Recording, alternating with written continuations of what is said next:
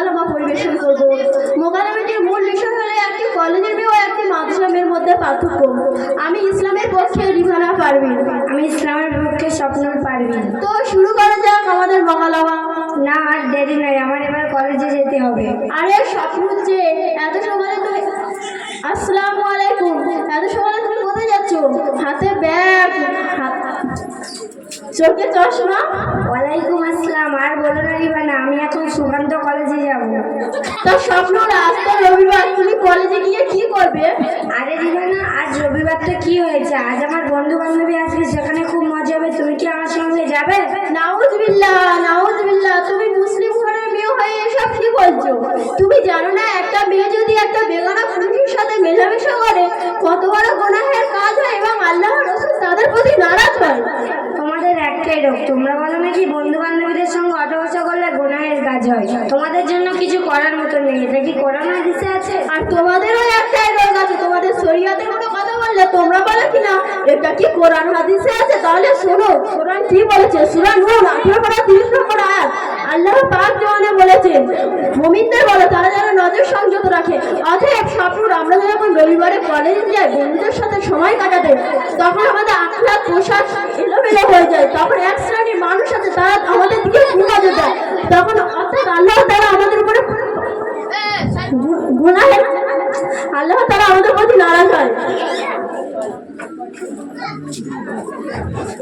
তোমার কথা শুনে আমার একটাই কথা মনে পড়ে গেল, সামথিং এডুকেশন ইজ ডেঞ্জার। অল্প বিদ্যায় ভয়ঙ্কর। তোমারও তাই হয়েছে।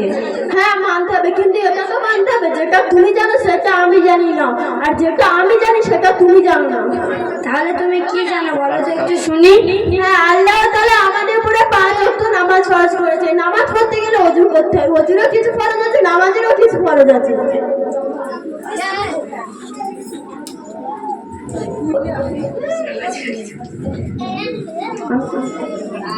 না, তুমি আর কি কি জানো বলো তো একটু শুনি।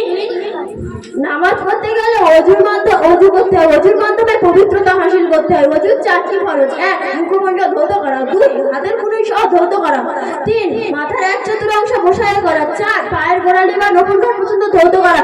এছাড়াও নামাজের 13টি ফরজ আছে। নামাজের মধ্যে 6টি, নামাজের বাইরে 7টি। এগুলোকে ছন্দ করে বলা হয়েছে জায়গা কাপড়, শরীর পাক, অকেবলা সতর্ক থাক, মনে মনে নিয়ত রাখ, তকবীরে কিরাত কিয়াম কর, রুকু সিজদা শেষ বৈঠক কর। এই হলো নামাজের 13টি ফরজ। না তো রিবানা, এগুলো তো আমার জানা নেই। তুমি আর কি জানো বলো তো একটু শুনি। হ্যাঁ, তাহলে শোনো, আল্লাহ তাআলা পাক জামানে বলেছে সূরা আম্বিয়া এবং সূরা আল ইমরান, যার অর্থ একদিন সমস্ত নফসকে মৃত্যুর স্বাদ গ্রহণ করতেই হবে। তাই আমাদেরকে আখিরাতের জন্য কিছু অর্জন করতে হবে। আমাকে আখিরাতের জন্য কি করতে হবে? তোমাকে সর্বপ্রথম 5 ওয়াক্ত নামাজ পড়তে হবে, পাকা ইমানদার হতে হবে, অর্থাৎ রাসূলের দেখানো পথে চলতে হবে, যাকাত, হজ, রোজা এগুলো সব করতে হবে। আচ্ছা রিবানা, তুমি এত কিছু কোথায় থেকে শিখেছো? কেন, আমাদের নলিয়াখালী আবু জাফর সিদ্দিকিয়া কুরআনিয়া মাদ্রাসাতে শিখেছি। আমি তোমার মতো শিখবো, আমাকে কি শেখাবে? কেন, তুমি সময় দিলে অবশ্যই শেখাবে। তাহলে আমি তো কলেজে যাই, আমি কখন শিখবো? তুমি সপ্তাহে 6 দিন তোমার আখলাক পোশাক পরিষ্কার রেখে কলেজে যাও। কেননা আমাদের নবী সোনার জীবনে বলেছেন ও আমাদের মধ্যে ওই ব্যক্তি উত্তম যার আখলাক চরিত্র ভালো। তুমি নলিয়াখালী আবু জাফর সিদ্দিকিয়া কুরআনিয়া মাদ্রাসাতে এসো, তুমিও শিখতে পারবে ইনশাআল্লাহ। আরে বাহ রিবানা, তুমি তো খুব ভালো যুক্তি দিলে। তাহলে আজ তো রবিবার, আজ আর কলেজে গিয়ে লাভ নেই, তোমার সঙ্গে মাদ্রাসাতে যাবো। হ্যাঁ, এত সময় আমাদের মক্তবের ওস্তাদ সাহেব পড়াতে বসে গিয়েছে। হ্যাঁ, যা যাক তাহলে। শ্রদ্ধেয় শ্রোতা মণ্ডলী, আমাদের এবং আমাদের ভাই বোনদের আখলাক চরিত্র বানাবো, তৈরি করবো সুশিক্ষায় শিক্ষিত ইনশাআল্লাহ। কেননা আমাদের হাদিস পাকে লেখা আছে আমাদের মধ্যে ওই ব্যক্তি উত্তম যে নিজে কোরআন শেখে এবং অপরকে শিক্ষা দেয়। আমিন সুম্মা আমিন। আসসালামু আলাইকুম।